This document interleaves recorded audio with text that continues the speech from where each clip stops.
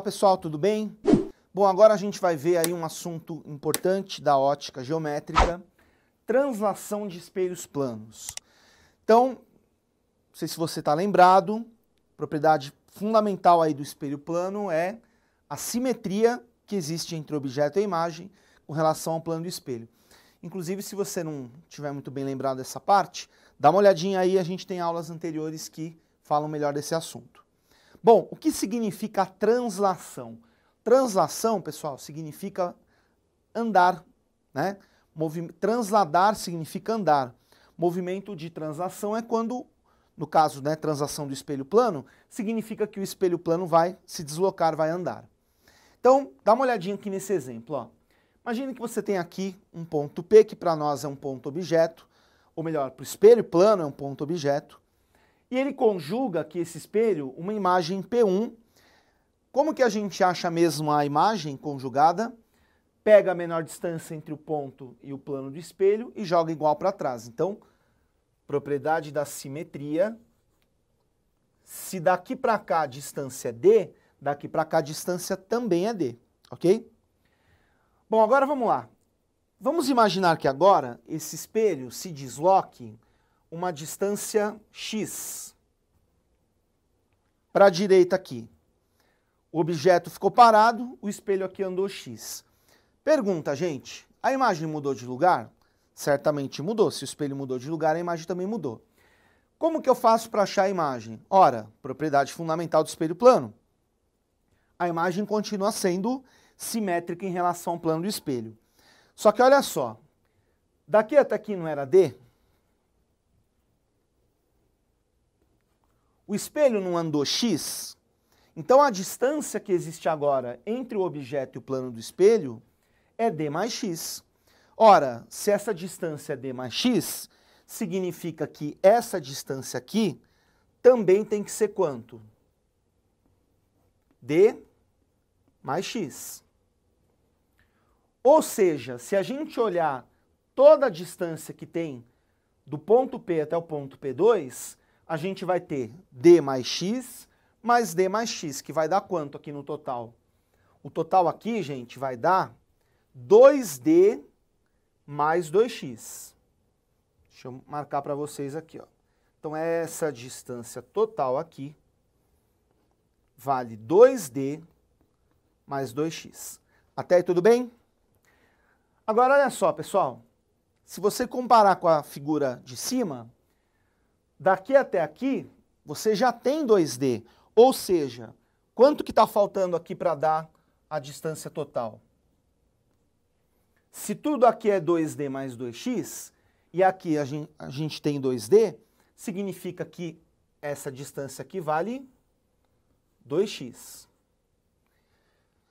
E a partir daí a gente pode tirar uma conclusão bem interessante. O que vocês perceberam?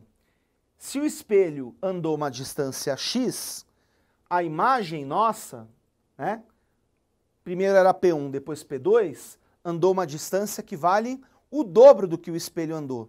Então, conclusão, o espelho anda x e a imagem anda 2x. Ou seja, o que o espelho andou, a imagem andou o dobro, tá certo? Uma coisa que a gente pode pensar a partir disso que eu falei para vocês é o seguinte. Ora, se o espelho andou x e a imagem formada pelo espelho andou o dobro, se a gente imaginar que isso aconteceu em tempos iguais, e claro que aconteceu em tempos iguais, né? O que vai acontecer com a velocidade média? A gente pode calcular aqui a velocidade média do espelho e da imagem, lembrando que velocidade média é o deslocamento pelo tempo. O que acontece? Como o tempo foi igual e a imagem deslocou o dobro do espelho, a gente pode concluir que a velocidade da imagem foi exatamente o dobro da velocidade do espelho.